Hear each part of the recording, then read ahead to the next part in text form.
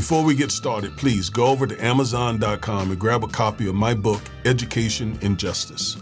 If you have an African-American son in public school, you need this book because I teach you the many ways that public schools mistreat African-American boys and what you can do to help your son. So go over there and get your copy immediately.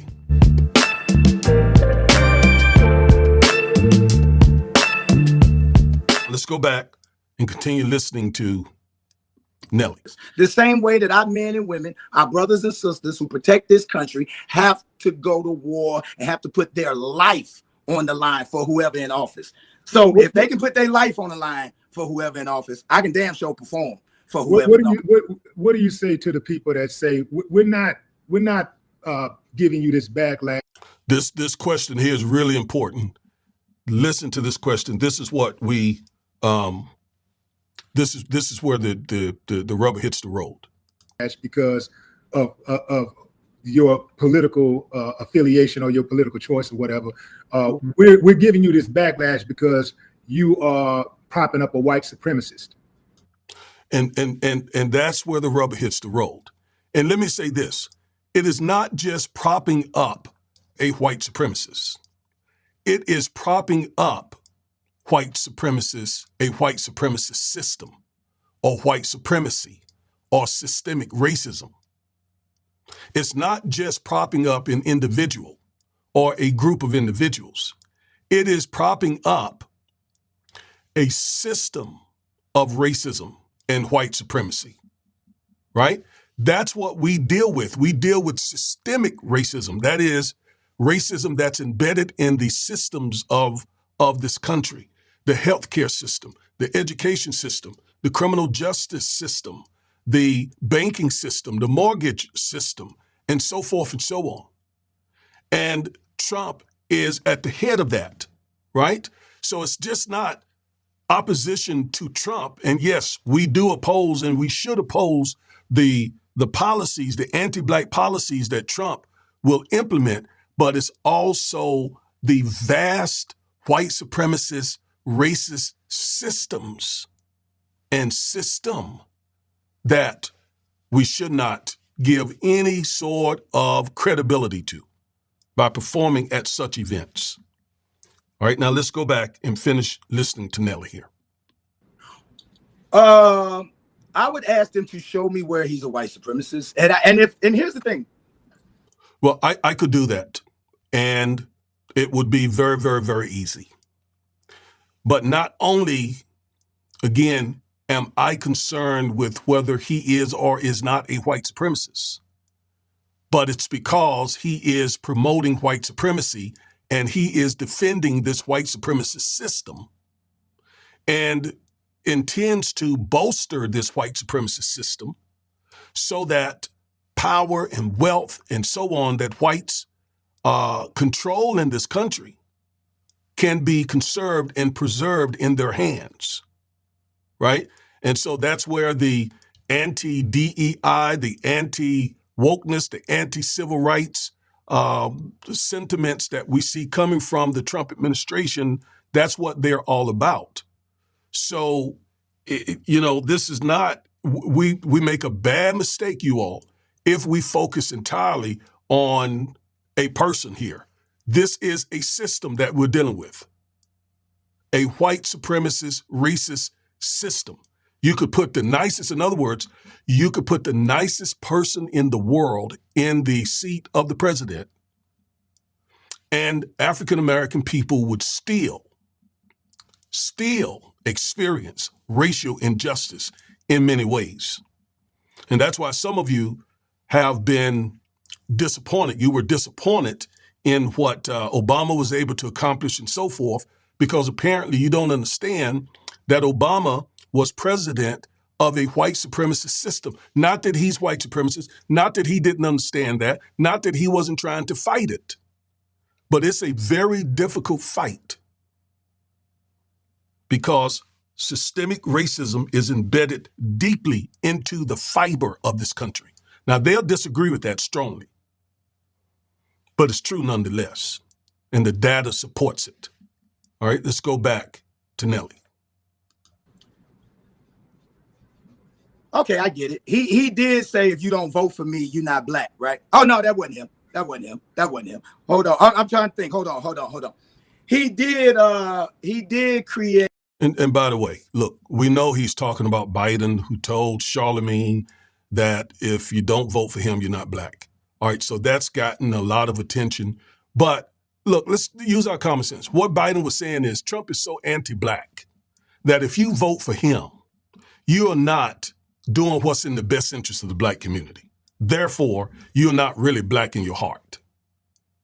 That's what he was saying. That's all he was saying. And I absolutely agree with it. I know where you're going. I know where you're going. He did create the crime bill in the 90s, which said that if you get caught with 5 grams of crack, you do a mandatory 5 years. That had mass incarceration. I think even the Vice President Kamala spoke on that part that said that the crime bill played a huge part. He didn't. Okay, so let's talk about the 1994 crime bill here just a little bit that Biden sponsored and so on. But keep a couple things in mind. Biden was not the only one who sponsored the 1994 crime bill. So did members of the Congressional Black Caucus. Many of the folks in Congress, black people, supported the 1994 crime bill. Many of them. Why? Because our community, the African American community, was being decimated by crack cocaine. I know personally because I lost 2 younger brothers during that era.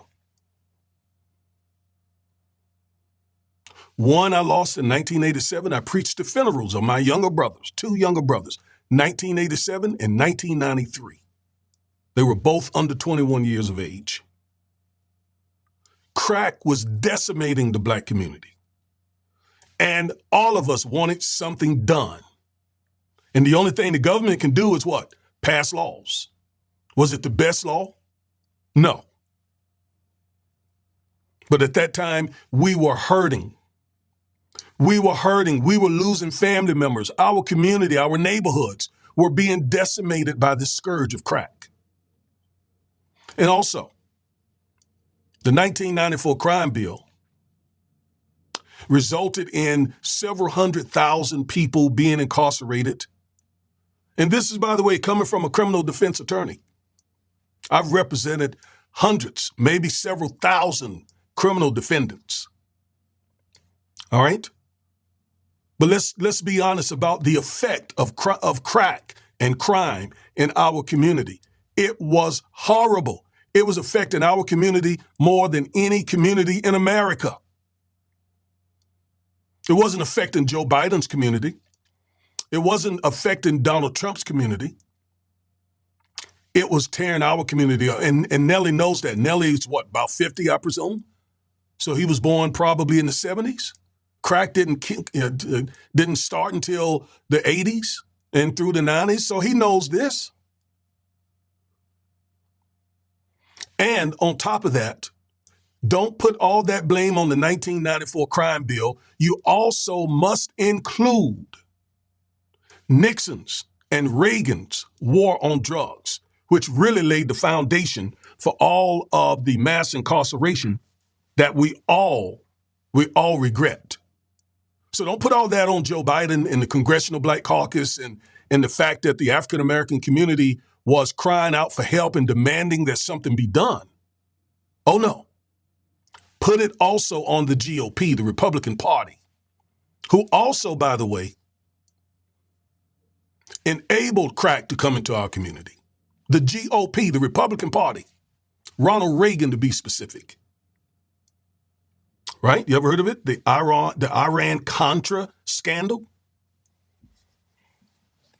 So let's tell the whole story about the 1994 crime bill. Let's keep going. Do that. Let me see. What did he do? I'm trying to think.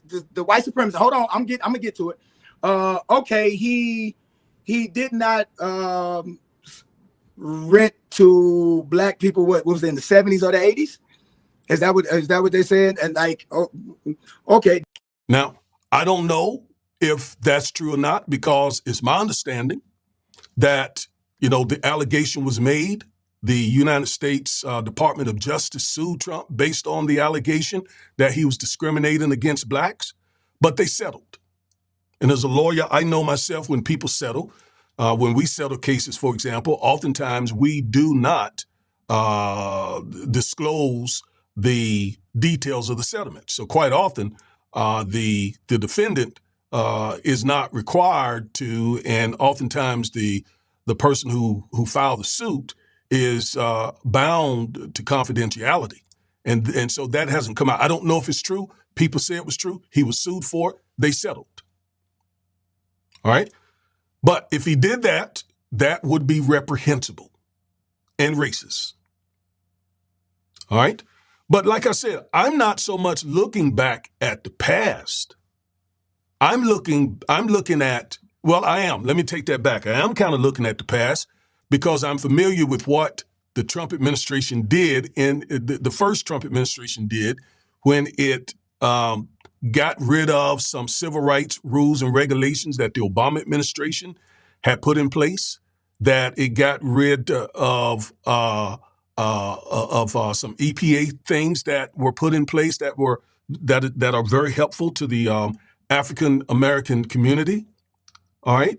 So I am aware of more things that the Trump administration did the first time around, which is why I am so suspect of it now.